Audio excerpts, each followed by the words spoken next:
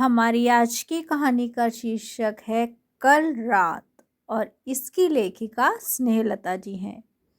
आज शाम से ही न जाने क्यों बारिश थमने का नाम ही नहीं ले रही है।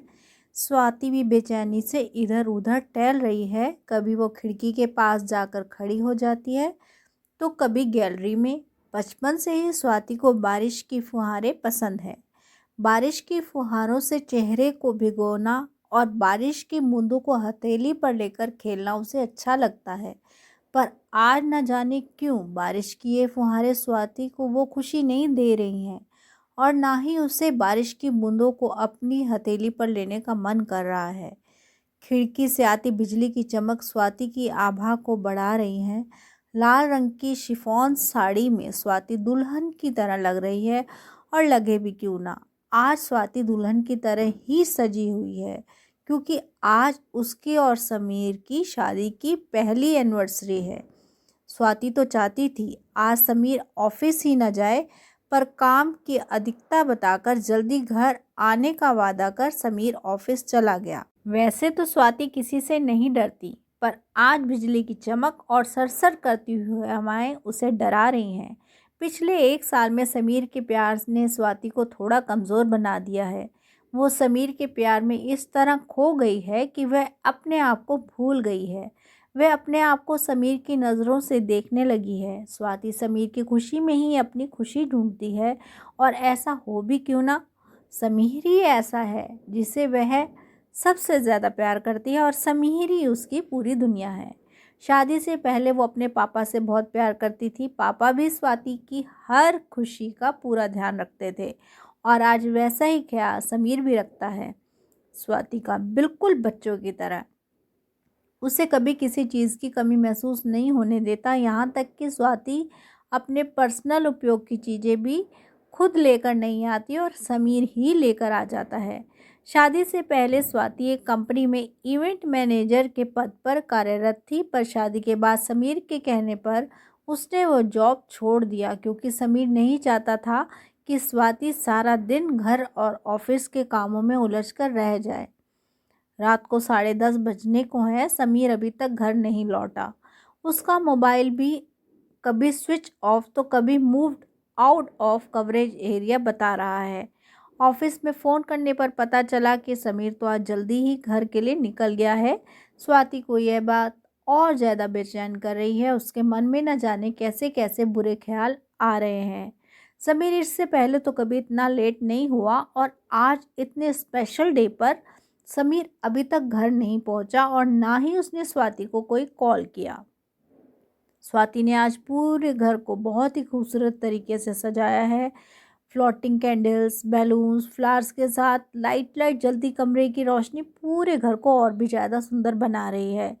स्वाति ने डाइनिंग टेबल पर सारा खाना समीर के पसंद का बनाकर रखा है, पर अभी तक समीर का कुछ पता नहीं है। शाम से ही स्वाति उसका इंतज़ार कर रही है।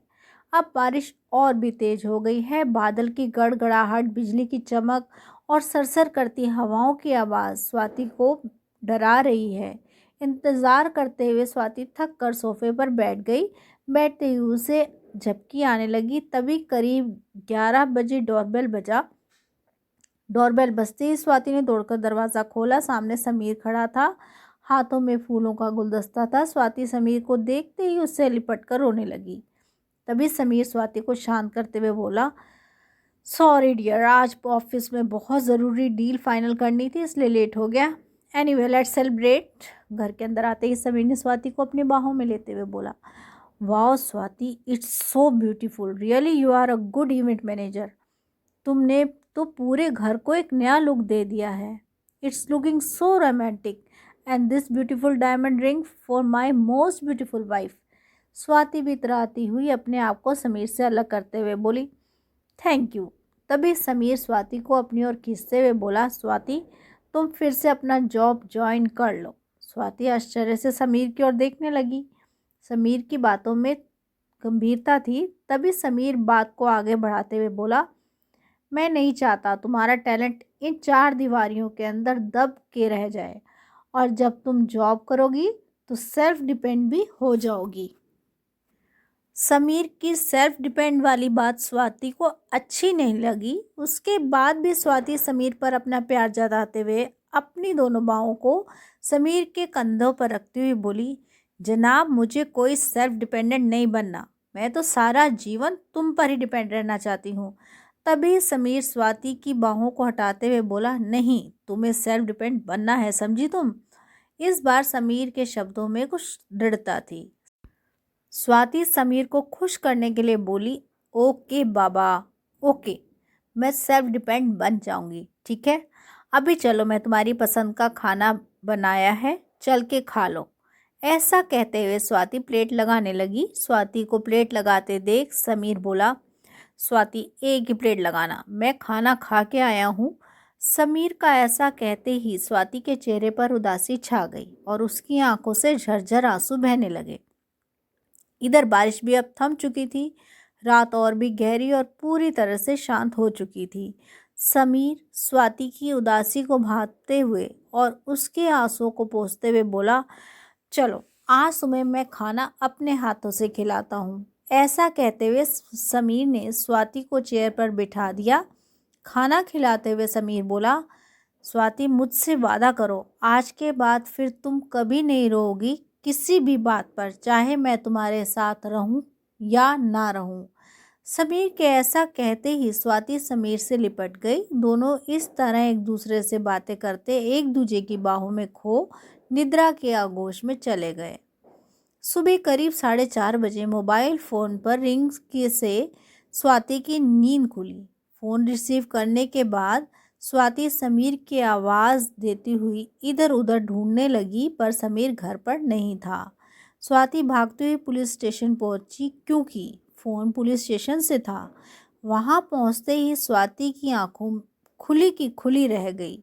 स्वाति कुछ कह पाती इससे पहले एक पुलिस ऑफिसर स्वाति के पास आकर बोला, मैडम कल रात 11 बजे रोड एक्सीडेंट में समीर जी की मौत हो गई है। इनके पास से हमें यह परिचय पत्र, आपका मोबाइल नंबर, डायमंड रिंग और यह फूलों का गुलदस्ता मिला।